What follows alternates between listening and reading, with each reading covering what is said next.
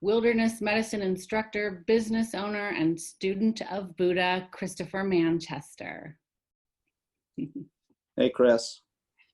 Hi, Karuna. How are you? Good. Good. As we were saying before, nice to meet you. Yeah, it's a pleasure to be here. And thank you for your time. We're trying to create these short series on seeing if I have anything or you have anything to add or suggest for people in terms of dealing with life in general or the present events. It doesn't really matter.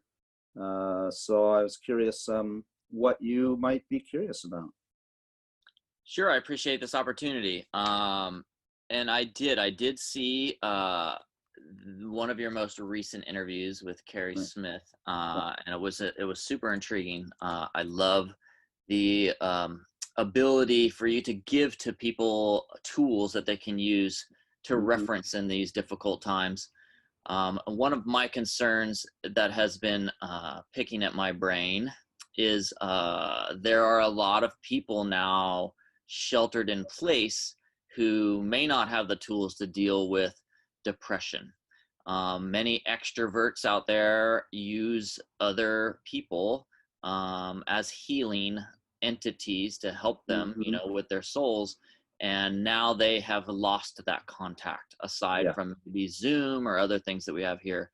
And so, I was wondering, and I know that I personally am a student of Buddha, and I know that that's a lot of your background, but I think that the tag of that is intimidating for some folks who may not know even where to step into that huge pool, right? Understandable, yeah. Yeah, in so, fact, go ahead. Oh, is that there? So I was concerned that they are afraid to step into that pool. They may be stepping into things that are easy and familiar, such as alcohol or substances or things like that, which could easily lead them into a spin of depression. And I just was wondering your thoughts on how you could maybe mitigate those risk factors for those people. Great question. Wow. You got a couple hours? No. Yeah. No, really great question. A whole lifetime. Great question, well worded and well articulated. So there's a number of things that come up. First of all, is that yes, people are feeling isolated, and so they feel depressed or they feel like they are, they don't know how to. I had one person write to me, or a friend, right? Karuna, what do? I feel I'm in jail. And it was like 4 days after this shelter in place came out, and I thought about that, and I think a lot of people feel that way. And so fundamentally, this is not an answer to your question, but we got to look at why do people feel that way. So unfortunately, they haven't started early enough. What happens is that in terms of where do we place our value, right? Where do we place our value? Where do we place our meaning? Where do we get meaning from? And I think in terms of when we talk about Buddhism, I don't want them to be afraid. I want them to understand that Buddhism means Buddha means awakened. And so Buddhism is the process of awakening.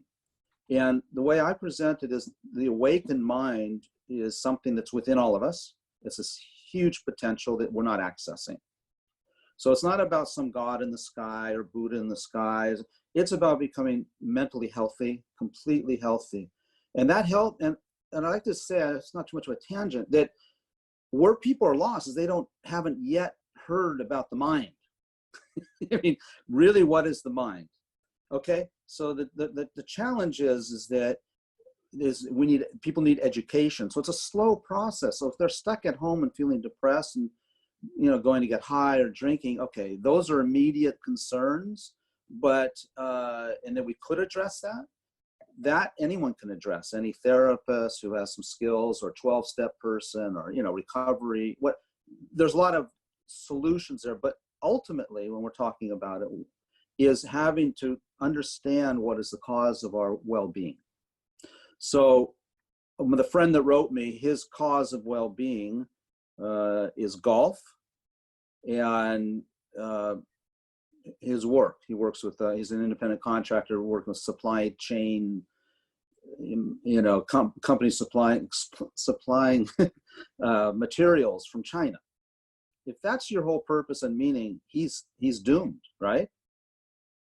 because you can't play golf right now and you can't travel and do business with China.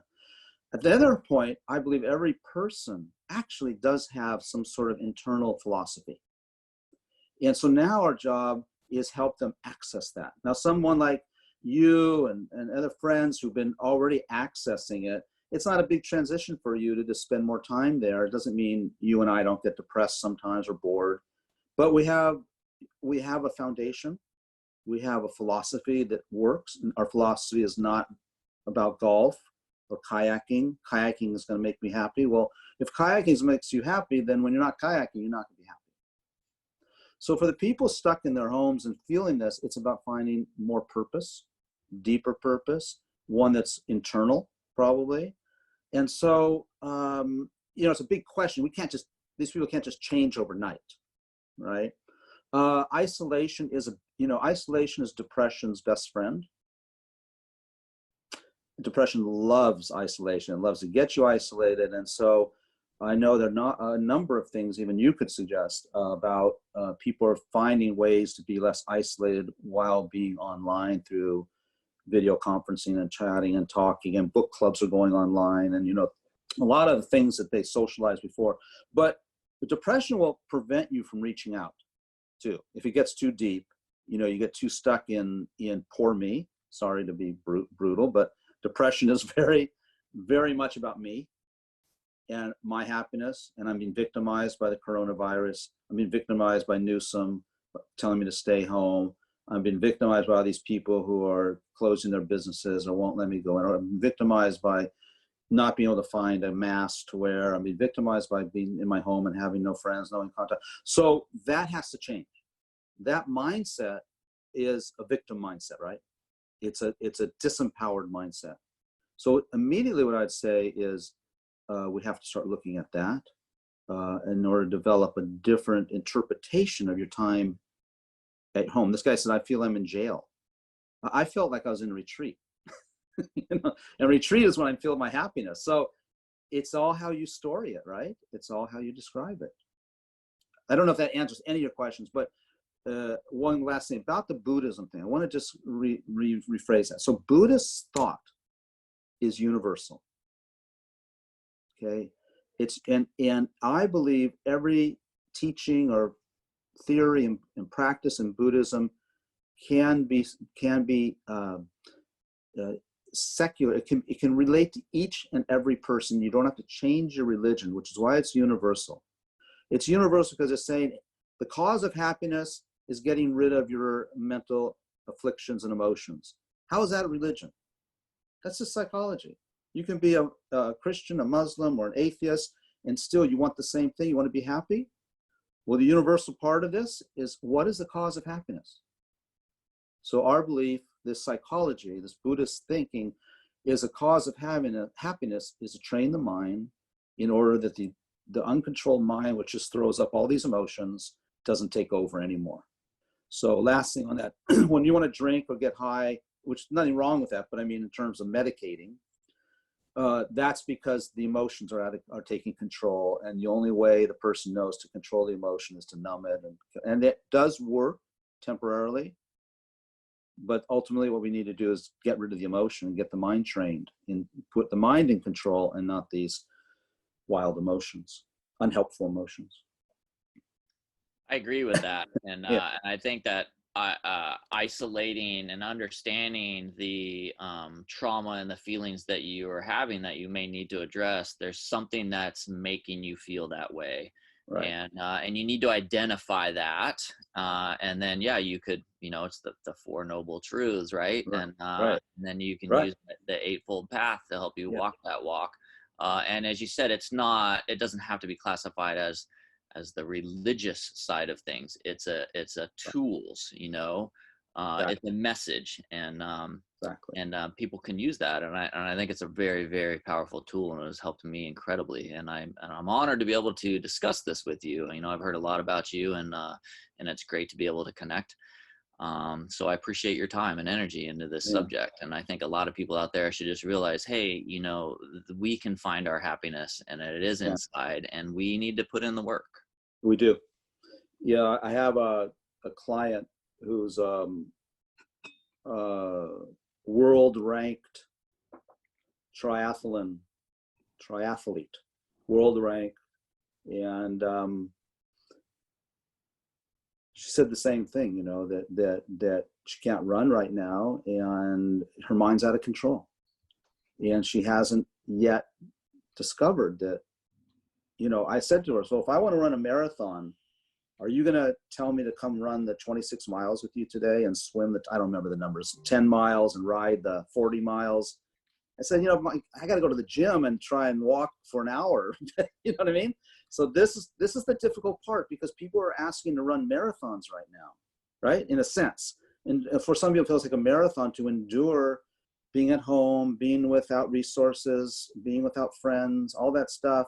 And you and I are having this conversation, and both of you, and this in terms of training the mind, it's like training for a marathon. But you and I, you know, we have some gym time already, don't we? But for people who don't, they have to be patient and start educating. It starts with education, listening to the right ideas, and then you have to apply them as best you can. Apply means rehearse. Right.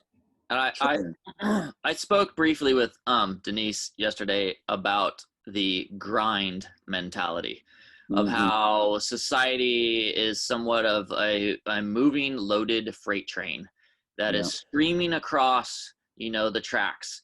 And this particular incident that has happened has everybody had to abandon that moving freight train of the structure of society that has set people up in this grind mentality that drives them, and they will never get ahead. And that creates depression by saying, I'm never going to get ahead. I'm never going to make enough money. I'm never going to be happy because I don't have a new Porsche.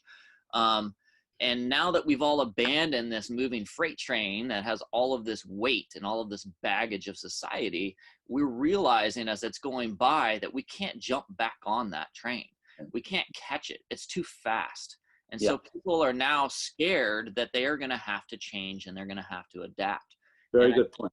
And I think having that adaptive ability, and folks, and yes, we have the tools, people like you and I, are a lot of people who may have different tools aside from Buddhism as well. Right. You know? But that's going to help us all understand that love is the answer. It's not the grind mentality, you know, and that we can watch that train and be like, wow, that's a really fast moving train, but it has all of our baggage and we're not getting back on it. Exactly. So you raised 2 points that stimulated my thinking. One is, it's a good metaphor, by the way. If you are on that train and you're just riding along, but knowing that your happiness is not really so much from reaching your destination of good career, good house, or whatever these comforts are, that you already know that my happiness is not really dependent on that. I mean, it's good to have those things. Don't get me wrong. It's easier, but so this is where we go back to philosophy. So it's a philosophy of happiness, right? So the philosophy of happiness, when you get thrown off the train, if your philosophy of happiness is to train internally, you know, and not based upon, you know, your career or your wealth, because that may be gone, you're not going to be so unhappy. Sure, you don't want to sit outside on the train, you know, you don't have a nice bed, you got to sleep on the rocks or something, you know, that's uncomfortable. But the depression comes from what you're saying is this loss, isn't it? This loss. So it's about putting our purpose on the wrong thing for happiness. 100%. So the happiness, so it comes to such a basic question. The idea is to be happy. Okay. And now we have to analyze and study where does happiness really come from? And that's the subject you were touching on when you mentioned those ideas. Thank you, Chris, so much for being with us today. We really appreciate your time and your concerns and your sharing. Such a quick time.